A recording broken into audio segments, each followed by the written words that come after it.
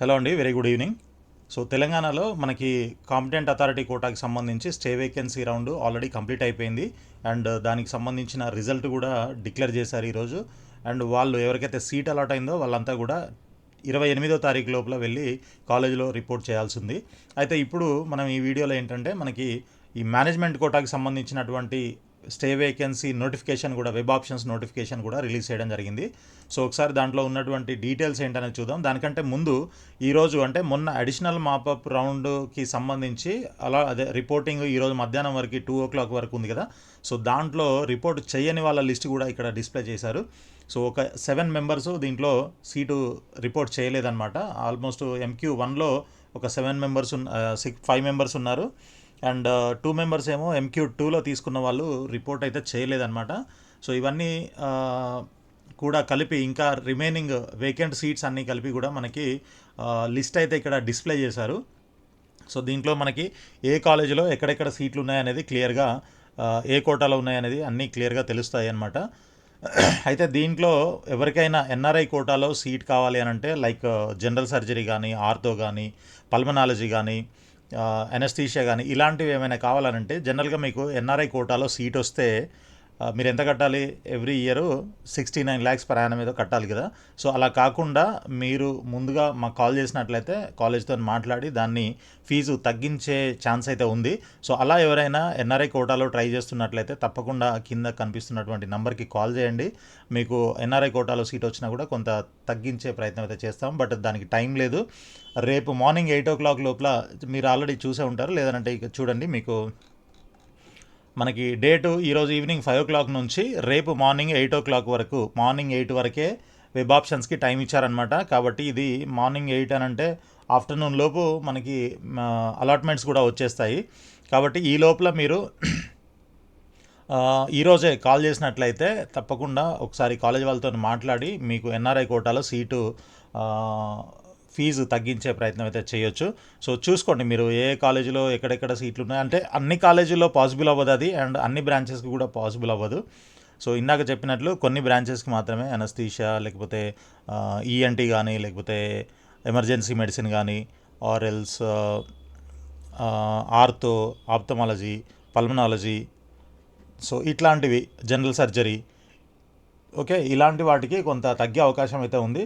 So మీరు ఎక్కడ కావాలనుకుంటున్నారు అండ్ ఏ బ్రాంచ్ కావాలనుకుంటున్నారు చెప్తే దాన్ని మాట్లాడి మీకు ఎన్ఆర్ఐ ఫీజు తగ్గించే ప్రయత్నం అయితే చేస్తాను. సో తప్పకుండా మీరు కాంటాక్ట్ చేయండి. సో ఇక మనం ఈ డీటెయిల్స్లోకి వెళ్తే మనకి ఆల్రెడీ నేను మీకు ముందే చెప్పాను కదా. సో ఈరోజు ఈవినింగ్ 5 o'clock నుంచి వెబ్ ఆప్షన్స్ అయితే ఆల్రెడీ స్టార్ట్ అయిపోయాయి.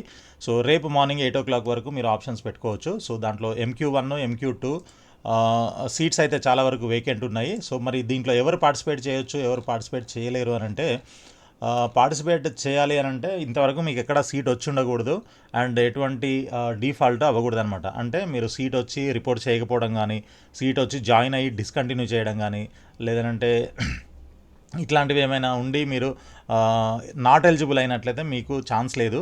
సో ఇప్పటివరకు అన్నీ కంటిన్యూస్గా పార్టిసిపేట్ చేస్తున్నారు, లేదంటే ఇప్పుడే ఫ్రెష్గా పార్టిసిపేట్ చేస్తున్నారు. అంటే ఫ్రెష్గా అంటే మీకు కట్ ఆఫ్ తగ్గిన తర్వాత మాపప్ రౌండ్, అడిషనల్ మాపప్ రౌండ్లో కూడా మీరు పార్టిసిపేట్ చేశారు కానీ మీకు సీట్ రాలేదు అని అంటే అట్లాంటి వాళ్ళందరూ కూడా దీంట్లో పార్టిసిపేట్ చేయొచ్చు. అండ్ ఆల్రెడీ సీట్ ఉన్న వాళ్ళైతే దీంట్లో నాట్ ఎలిజిబుల్. సో వాళ్ళు సీట్ తీసుకోవడానికి ఛాన్స్ లేదనమాట. కాబట్టి దీంట్లో కాంపిటీషన్ అయితే ఉండదు. అంటే ఆల్రెడీ సీట్ తీసుకున్న వాళ్ళ కాంపిటీషన్ దీంట్లో ఉండదు.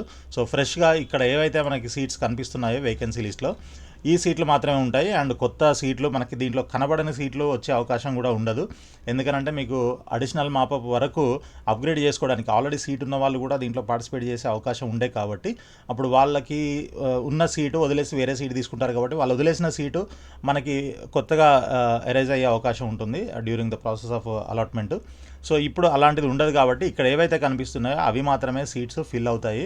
కాబట్టి దీంట్లో మీకు ఎక్కడెక్కడ సీట్లు ఉన్నాయి, ఏంటి ఉన్నాయి, ఇది చూసుకొని మీరు ఆ విధంగా ఆప్షన్స్ కూడా పెట్టుకోవచ్చు. ప్రయారిటైజ్ చేసుకొని పెట్టుకోండి. MQ1లో వస్తే ఓకే ఫస్ట్. ఒకవేళ అవి రాకపోతే మీరు MQ2లో వెళ్ళాలనుకుంటే MQ2లో కూడా వెళ్ళొచ్చు, అదే ఎన్ఆర్ఐ కోటాలో. ఆల్రెడీ ఎవరైతే ఎన్ఆర్ఐకి ఎలిజిబుల్ ఉన్నారో రిజిస్టర్ చేసుకునేటప్పుడు ఎన్ఆర్ఐ డాక్యుమెంట్ సబ్మిట్ చేసి మీకు ఎన్ఆర్ఐ ఎలిజిబిలిటీ ఉందో సో వాళ్ళందరూ కూడా ఎన్ఆర్ఐ కూడా పెట్టుకోవచ్చు. సో ఎన్ఆర్ఐకి మీకు చెప్పినట్టు కొన్ని బ్రాంచెస్కి, కొన్ని కాలేజెస్లో ఫీజు తక్కువ చేసి మాట్లాడే అవకాశం ఉంది. అది తప్పకుండా మీరు ఎవరికైనా కావాలనంటే కాంటాక్ట్ చేయండి. అండ్ ఇక MQ3 తీసుకున్నట్లయితే ఇప్పటివరకు ఎవరైతే సీటు కన్ఫర్మ్ చేసుకున్నారో, ఓకే, కాలేజీలో కన్ఫర్మ్ చేసుకున్నారో, సో కాలేజీ నుంచి డైరెక్ట్గా యూనివర్సిటీకి మీ లిస్ట్, మీ డీటెయిల్స్ అన్నీ కూడా వెళ్తాయి కాబట్టి రేపు వచ్చే అలాట్మెంట్లో మీకు డైరెక్ట్గా అలాట్మెంట్ ఆర్డర్ కూడా వచ్చేస్తుంది. మీరు అవి డౌన్లోడ్ చేసుకొని మళ్ళీ రిపోర్టింగ్ కోసం కాలేజీకి వెళ్ళాల్సి ఉంటుందన్నమాట.